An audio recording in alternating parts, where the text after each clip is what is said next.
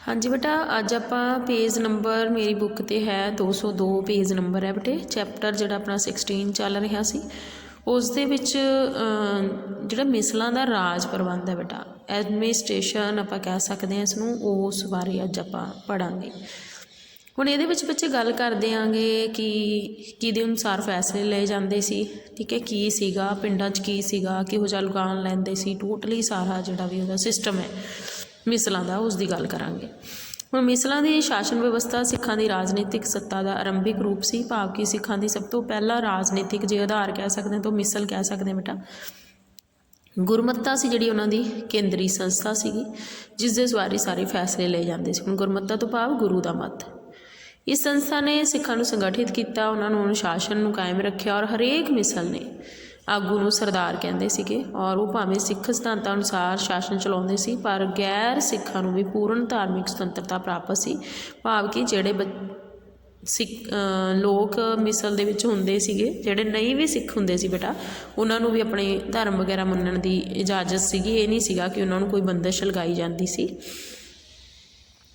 ते शासन प्रबंध विच पंचायत नूं बहुत महत्व दिता जांदा सी। पंचायत जिहड़ी सी पिंड दे विच हुंदी सी। पंचां दे फैसलिਆਂ नूं परमात्मा दा हुक्म समझिया जांदा सीगा। पंचायत दे कंमां विच दखलअंदाजी नहीं करदे सी मिसलां वाले, और मिसलां दी आमदनी है जिहड़ी जो भी उन्हां दी इनकम हुंदी सी, वो भूमि दा लगान है जिहड़ा हुंदा सीगा। इस करके हरेक सरदार जिहड़ा सीगा वो किसानां दी भलाई वास्ते बहुत ज़्यादा ध्यान दिंदा सीगा और जिहड़ा न्याय करन दे लई जिहड़ा है उसका न्याय करन दे लई कोशिश करता सी पूरी वो। इस करके हरेक सरदार जिहड़ा सीगा वो लोकां वल बहुत ज़्यादा ध्यान दिंदा सी और न्याय प्रबंध सी भावें विकसित नहीं सी, कोई अदालतां वगैरह नहीं सी बणियां होईयां, कोई कानून कोर्ट नहीं बने हुए सी, फिर भी अपराधियों नूं दित्तियां जाण वालियां जिहड़ियां सजावां सीगीआं बेटा वो लाइट जिहियां ही हुंदियां सी, नरम ही हुंदियां सी, ज़्यादा हार्ड नहीं हुंदियां सी।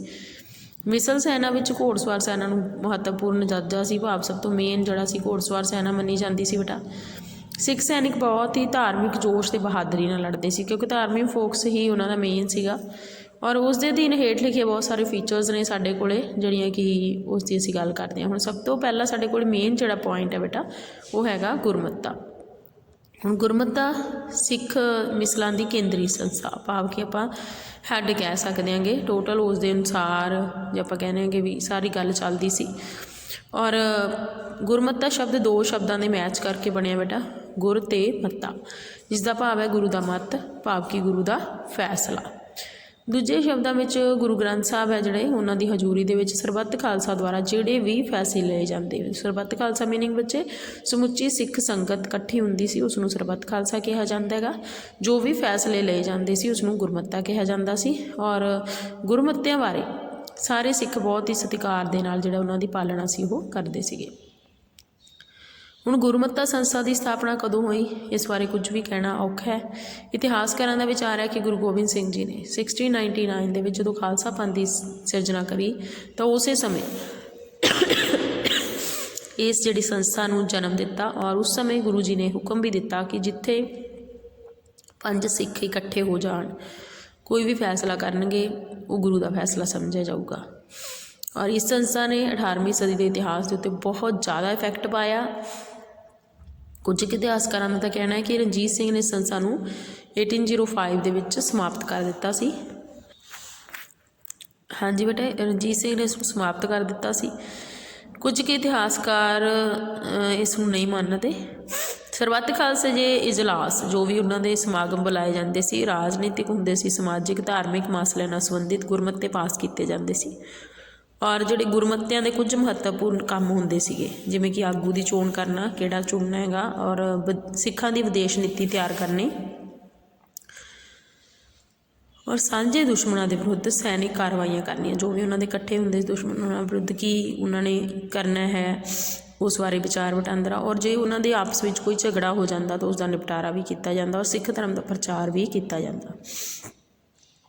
आम करके जोड़े सिख सी अचे वो जोड़े गुरमत्ते सी वो दिवाली या विसाखी के मौके पर ही जोड़ा इत्थे दिता होया, दिवाली या विसाखी के मौके पर ही जोड़ा सी अकाल तख्त के उत्ते इकट्ठे हुंदे सी।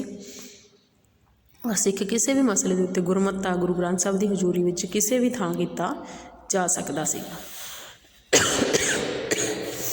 ਸਿੱਖ ਕੌਮ ਨਾਲ ਸੰਬੰਧਿਤ ਵਿਸ਼ਿਆਂ 'ਤੇ ਵਿਚਾਰ ਕਰਨ ਲਈ ਸਾਲ ਵਿੱਚ 2 ਵਾਰ ਦੀਵਾਲੀ ਅਤੇ ਵਿਸਾਖੀ ਦੇ ਮੌਕੇ 'ਤੇ ਸਰਬੱਤ ਖਾਲਸਾ ਬੁਲਾਇਆ ਜਾਂਦਾ ਸੀ। ਅਕਾਲ ਤਖਤ ਵਿਖੇ ਬੁਲਾਇਆ ਜਾਂਦਾ ਸੀਗਾ।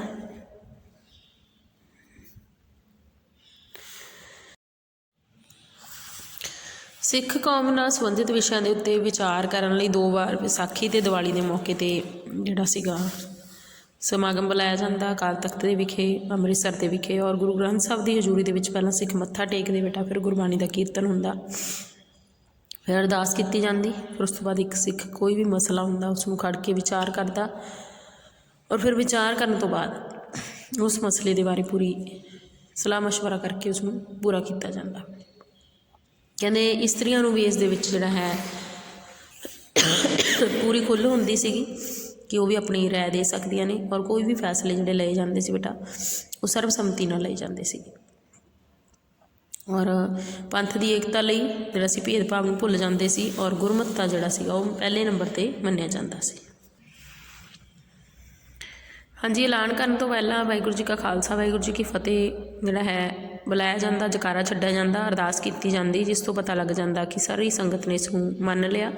ਉਸ ਤੋਂ ਬਾਅਦ ਪ੍ਰਸ਼ਾਦ ਵੰਡਿਆ ਜਾਂਦਾ। ਗੁਰਮਤਿ ਦਾ ਹੁਕਮ ਹੈ ਜਿਹੜਾ ਸਾਰੇ ਮੰਨਦੇ, ਔਰ ਏਕਤਾ, ਆਤਮ ਵਿਸ਼ਵਾਸ, ਅਨੁਸ਼ਾਸਨ ਉਹਨਾਂ ਦੇ ਵਿੱਚ ਮੇਨ ਸੀਗਾ ਉਸ ਸਮੇਂ।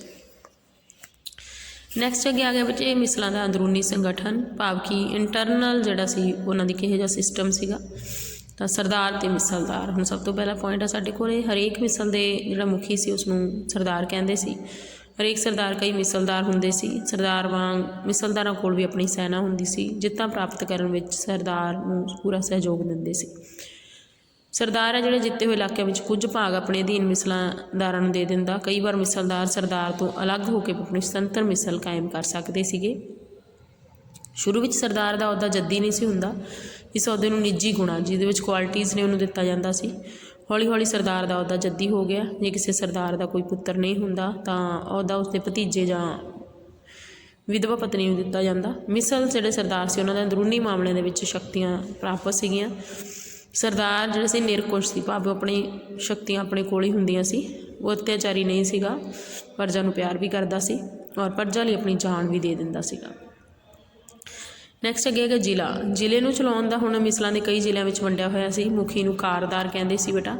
ਜ਼ਿਲ੍ਹੇ ਦਾ ਸ਼ਾਸਨ ਪ੍ਰਬੰਧ ਚਲਾਉਣ ਦੀ ਜ਼ਿੰਮੇਵਾਰੀ ਸਾਰੀ ਹੀ ਕਾਰਦਾਰ ਦੀ ਹੁੰਦੀ ਸੀ, ਔਰ ਸਰਦਾਰ ਘੱਟ ਹੀ ਉਸਦੇ ਕੰਮਾਂ ਵਿੱਚ ਦਖਲਅੰਦਾਜ਼ੀ ਕਰਦੇ ਸੀ। ਨੈਕਸਟ ਅੱਗੇ ਹੈਗਾ ਪਿੰਡ। ਹੁਣ ਪਿੰਡ ਸਭ ਤੋਂ ਛੋਟੀ ਇਕਾਈ ਮੰਨਿਆ ਜਾਂਦਾ, ਔਰ ਇਸ ਨੂੰ ਸਭ ਤੋਂ ਮਹੱਤਵਪੂਰਨ ਇਕਾਈ ਮੰਨਿਆ ਜਾਂਦਾ ਸੀ। ਜ਼ਿਆਦਾਤਰ ਲੋਕ ਸੀ ਪਿੰਡਾਂ ਵਿੱਚ ਰਹਿੰਦੇ ਸੀ, ਔਰ ਪਿੰਡ ਦਾ ਪ੍ਰਬੰਧ ਪੰਚਾਇਤ ਦੇ ਹੱਥ ਵਿੱਚ ਹੁੰਦਾ ਸੀ। ਔਰ ਪਿੰਡ ਦੇ ਲਗਭਗ ਸਾਰੇ ਮਾਮਲੇ ਪੰਚਾਇਤ ਦੁਆਰਾ ਹੀ ਕੀਤੇ ਜਾਂਦੇ ਸੀ, ਔਰ ਪੰਚਾਇਤ ਲੋਕਾਂ ਦੀ ਦੇਖਭਾਲ ਕਰਦੀ ਸੀ, ਔਰ ਲੋਕ ਪੰਚਾਇਤ ਦਾ ਬਹੁਤ ਜ਼ਿਆਦਾ ਰਿਸਪੈਕਟ ਕਰਦੇ ਸੀਗੇ, ਔਰ ਪੰਚਾਇਤ ਦੇ ਫੈਸਲਿਆਂ ਨੂੰ ਆਮ ਕਰਕੇ ਪ੍ਰਵਾਨ ਕਰਦੇ ਸੀ। ਕੋਈ ਵੀ ਪੰਚਾਇਤ ਦੇ ਫੈਸਲੇ ਨੂੰ ਪ੍ਰਵਾਨ ਨਹੀਂ ਕਰਦਾ ਤਾਂ ਉਸਨੂੰ ਸਮਾਜਿਕ ਬਾਈਕਾਟ ਕਰ ਦਿੱਤਾ ਜਾਂਦਾ, ਭਾਵ ਕਿ ਹਰ ਇੱਕ ਪੰਚਾਇਤ ਦਾ ਫੈਸਲਾ ਲੋਕ ਮੰਨਦੇ ਹੀ ਸੀਗੇ। ਲੰਬੜਦਾਰ, ਪਟਵਾਰੀ, ਚੌਕੀਦਾਰ ਪਿੰਡ ਦੇ ਮਹੱਤਵਪੂਰਨ ਕਰਮਚਾਰੀ ਹੁੰਦੇ ਸੀ ਬੇਟਾ। ਲੰਬੜਦਾਰ ਪਿੰਡ ਦੇ ਲੋਕਾਂ ਦਾ ਦੇਖਭਾਲ ਦਾ ਕੰਮ ਕਰਦਾ। ਪਟਵਾਰੀ ਜ਼ਮੀਨ ਦਾ ਜਿਹੜਾ ਰਿਕਾਰਡ ਹੁੰਦਾ ਸੀ ਉਸ ਨੂੰ ਰੱਖਿਆ ਜਾਂਦਾ ਸੀਗਾ। ਚੌਕੀਦਾਰ ਸੀ ਜਿਹੜਾ ਉਹ ਪਹਿਰਾ ਦਿੰਦਾ ਸੀਗਾ, ਔਰ ਸਰਦਾਰ ਪਿੰਡ ਦੇ ਮਾਮਲਿਆਂ ਦੇ ਵਿੱਚ ਦਖਲਅੰਦਾਜ਼ੀ ਨਹੀਂ ਕਰਦੇ ਸੀ। ਜੋ ਵੀ ਕੰਮ ਹੁੰਦਾ ਸੀ ਪੰਚਾਇਤ ਦਾ ਹੁੰਦਾ ਸੀ। ਨੈਕਸਟ ਹੈ ਮਿਸਲਾਂ ਦਾ ਆਰਥਿਕ ਪ੍ਰਬੰਧ, ਭਾਵ ਕਿ ਫਾਈਨੈਂਸ਼ੀਅਲੀ ਕੰਡੀਸ਼ਨ ਹੈ ਜਿਹੜੀ ਉਹ ਕਿਹੋ ਜਿਹੀ ਸੀ। ਹੁਣ ਸਭ ਤੋਂ ਪਹਿਲਾਂ ਲਗਾਨ। ਮਿਸਲਾਂ ਦੇ ਸਮੇਂ ਆਮਦਨੀ ਦਾ ਮੁੱਖ ਸੋਮਾ ਭੂਮੀ ਦਾ ਲਗਾਨ ਸੀ ਬੇਟਾ। ਭੂਮੀ ਦੀ ਜੋ ਵੀ ਉਪਜ ਹੁੰਦੀ ਸੀ ਉਸ ਦਾ 1/3 ਹਿੱਸਾ ਜਾਂ 1/4 ਹਿੱਸਾ ਨਿਸ਼ਚਿਤ ਕਰ ਲਿਆ ਜਾਂਦਾ। ਕਈ ਵਾਰ 1/2 ਹਿੱਸਾ ਵੀ ਕੀਤਾ ਜਾਂਦਾ ਸੀ, ਔਰ ਸਾਲ ਦੇ ਵਿੱਚ 2 ਵਾਰੀ ਲਿਆ ਜਾਂਦਾ ਸੀ ਲਗਾਨ। ਕਦੋਂ ਲਿਆ ਜਾਂਦਾ ਸੀ? ਹਾੜੀ ਵੇਲੇ ਅਤੇ ਸਾਉਣੀ ਵੇਲੇ। ਔਰ ਲਗਾਨ ਇਕੱਠਾ ਕਰਨ ਦੇ ਲਈ ਕਈ ਤਰ੍ਹਾਂ ਦੀਆਂ ਪ੍ਰਣਾਲੀਆਂ ਪ੍ਰਚਲਿਤ ਸੀ, ਜਿਸ ਵਿੱਚ ਪਟਾਈ ਪ੍ਰਣਾਲੀ ਜ਼ਿਆਦਾ ਜਿਹੜੀ ਫੇਮਸ ਸੀਗੀ ਉਸ ਸਮੇਂ। ਹੁਣ ਪੱਤੀਦਾਰੀ ਪ੍ਰਥਾ। ਹੁਣ ਸਭ ਤੋਂ ਪਹਿਲਾਂ ਤਾਂ ਪੱਤੀਦਾਰੀ ਜ਼ਮੀਨ ਦਾ ਕੁਝ ਹਿੱਸਾ ਪੱਤੀ ਆਪਣੇ ਅਧੀਨ ਮਿਸਲਦਾਰਾਂ ਨੂੰ ਦੇ ਦਿੰਦੇ ਸੀ, ਔਰ ਜ਼ਮੀਨ ਪ੍ਰਾਪਤ ਕਰਨ ਦੇ ਬਦਲੇ ਜਿਹੜੇ ਸੀ ਪੱਤੀਦਾਰ ਬਣ ਜਾਂਦੇ ਸੀ, ਔਰ ਪੱਤੀਦਾਰ ਆਪਣੀ ਜ਼ਮੀਨ ਨੂੰ ਵੇਚ ਨਹੀਂ ਸੀ ਸਕਦੇ। ਮਿਸਲਦਾਰੀ ਪ੍ਰਥਾ।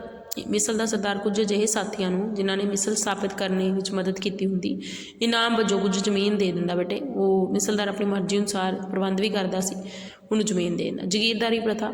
ਸਰਦਾਰ ਆਪਣੇ ਸੰਬੰਧੀਆਂ ਜਾਂ ਸਾਥੀਆਂ ਨੂੰ ਜ਼ਮੀਨ ਦੇ ਦਿੰਦਾ, ਔਰ ਜਗੀਰ ਕਿਹਾ ਜਾਂਦਾ ਸੀ।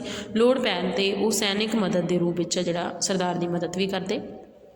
ਤਾਬੇਦਾਰੀ ਪ੍ਰਥਾ, ਇਸ ਪ੍ਰਥਾ ਦੇ ਅਨੁਸਾਰ ਮਿਸਲ ਦਾ ਸਰਦਾਰ ਆਪਣੇ ਸੇਵਾਦਾਰਾਂ ਨੂੰ ਉਸਦੀ ਸੇਵਾ ਦੇ ਬਦਲੇ ਜ਼ਮੀਨ ਦੇ ਦਿੰਦਾ ਔਰ ਸੇਵਾ ਤੋਂ ਨਾ ਖੁਸ਼ ਹੁੰਦਾ ਤਾਂ ਉਹ ਵਾਪਸ ਵੀ ਲੈ ਲਈ ਜਾਂਦੀ। ਰਾਖੀ ਪ੍ਰਥਾ ਬਹੁਤ ਇੰਪੋਰਟੈਂਟ ਪੁਆਇੰਟ ਹੈ ਬੇਟਾ, ਇਹ ਰਾਖੀ ਪ੍ਰਥਾ ਵਾਲਾ ਜਿਹੜਾ ਪੁਆਇੰਟ ਹੈ ਇਸ ਨੂੰ ਜਿਹੜਾ ਹੈ ਇੰਪੋਰਟੈਂਟ ਕਰ ਲਿਓ। ਤਾਂ ਬੰਦਾ ਬਹਾਦਰ ਦੀ ਸ਼ਹੀਦੀ ਤੋਂ ਬਾਅਦ ਬੇਟਾ ਪੰਜਾਬ ਦੇ ਵਿੱਚ ਅਸ਼ਾਂਤੀ ਦਾ ਮਾਹੌਲ ਹੋ ਗਿਆ, ਲੁੱਟਮਾਰ ਦਾ ਦੌਰ ਸ਼ੁਰੂ ਹੋ ਗਿਆ। ਇਸ ਕਰਕੇ ਸਰਕਾਰ ਸੀ, ਜਿਹੜੇ ਸਰਕਾਰੀ ਕਰਮਚਾਰੀ ਸੀ, ਉਹ ਸਾਰੇ ਹੀ ਲੋਕਾਂ ਨੂੰ ਲੁੱਟਣ ਲੱਗੇ। ਕਦੇ ਨਾਦਰ ਸ਼ਾਹ ਆ ਜਾਂਦਾ, ਕਦੇ ਅਹਿਮਦ ਸ਼ਾਹ ਅਬਦਾਲੀ ਆ ਜਾਂਦਾ, ਤਾਂ ਲੋਕਾਂ ਦੀ ਸੰਪત્ਤੀ ਦੀ ਸੁਰੱਖਿਆ ਨਹੀਂ ਸੀ ਕੋਈ ਕਰ ਲਿਆ। ਲੋਕ ਡਰ ਰਹੇ ਸੀ ਲੁੱਟਮਾਰ ਕਰਕੇ। ਉਸ ਸਮੇਂ ਪਿੰਡਾਂ ਨੇ ਆਪਣੀ ਰਾਖੀ ਲਈ ਮਿਸਲਾਂ ਦੀ ਸ਼ਰਨ ਲੈ ਲਈ। ਉਹਨਾਂ ਨੇ ਮਿਸਲਾਂ ਦੇ ਸਰਦਾਰਾਂ ਨੂੰ ਰਿਕੁਐਸਟ ਕੀਤੀ ਕਿ ਤੁਸੀਂ ਸਾਡੀ ਰੱਖਿਆ ਕਰੋ। ਮਿਸਲ ਸਰਦਾਰ ਉਹਨਾਂ ਦੀ ਸ਼ਰਨ ਵਿੱਚ ਆਉਣ ਵਾਲੇ ਪਿੰਡਾਂ ਨੂੰ ਕਰਮਚਾਰੀਆਂ ਦਾ ਵਿਦੇਸ਼ੀ ਹਮਲਾਵਰਾਂ ਦੀ ਲੁੱਟ ਤੋਂ ਬਚਾਉਂਦੇ, ਭਾਵ ਕਿ ਉਹ ਕੋਈ ਵੀ ਕਰਮਚਾਰੀ ਨੂੰ ਕਿਤੇ ਵੀ ਜਿਹੜਾ ਲੁੱਟਮਾਰ ਨਾ ਕਰਨ ਦਿੰਦੇ, ਔਰ ਆਪ ਵੀ ਨਹੀਂ ਸੀ ਕਰਦੇ, ਬਲਕਿ ਪੂਰੀ ਪਿੰਡ ਦੀ ਰੱਖਿਆ ਕਰਨ ਦਾ ਜਿਹੜਾ ਜ਼ਿੰਮਾ ਸੀ ਉਹਨਾਂ ਦਾ ਸੀ। ਔਰ ਉਸ ਦੇ ਬਦਲੇ ਉਹ ਜੋ ਵੀ ਉਹਨਾਂ ਦੀ ਬੇਟਾ ਫਸਲ ਹੁੰਦੀ ਸੀ ਉਸ ਦਾ 5ਵਾਂ ਹਿੱਸਾ ਜਿਹੜਾ ਹੁੰਦਾ ਸੀ ਉਹ 2 ਵਾਰੀ ਸਾਲ ਦੇ ਵਿੱਚ ਜਿਹੜਾ ਲੈਂਦੇ ਸੀ। ਇਸ ਨੂੰ ਰਾਖੀ ਪ੍ਰਥਾ ਜਿਹੜਾ ਸੀਗਾ ਕਿਹਾ ਜਾਂਦਾ ਹੈ, ਰਾਖੀ ਸਿਸਟਮ ਕਿਹਾ ਜਾਂਦਾ ਹੈ। ਨੈਕਸਟ ਅੱਗੇ ਆ ਗਿਆ ਆਮਦਨੀ ਦੇ ਹੋਰ ਸਾਧਨ। ਇਸ ਤੋਂ ਇਲਾਵਾ ਬੇਟਾ ਟੈਕਸ ਵਗੈਰਾ ਹੁੰਦੇ ਸੀ, ਨਜ਼ਰਾਨੇ ਹੁੰਦੇ ਸੀ, ਲੁੱਟਮਾਰ ਦਾ ਹਿੱਸਾ ਹੁੰਦਾ ਸੀ। ਨੈਕਸਟ ਖਰਚ ਸੈਨਾ 'ਤੇ ਹੁੰਦਾ ਸੀ, ਘੋੜਿਆਂ 'ਤੇ ਹੁੰਦਾ ਸੀ, ਸ਼ਸਤਰਾਂ 'ਤੇ ਹੁੰਦਾ ਸੀ, ਕਿਲੇ ਵਗੈਰਾ ਬਣਾਉਣ 'ਤੇ ਹੁੰਦਾ ਸੀਗਾ, ਅਤੇ ਜਾਂ ਮੰਦਰਾਂ ਜਾਂ ਗੁਰਦੁਆਰਿਆਂ ਨੂੰ ਦਾਨ ਵੀ ਜਿਹੜਾ ਸੀਗਾ ਉਹ ਦਿੱਤਾ ਜਾਂਦਾ ਸੀਗਾ।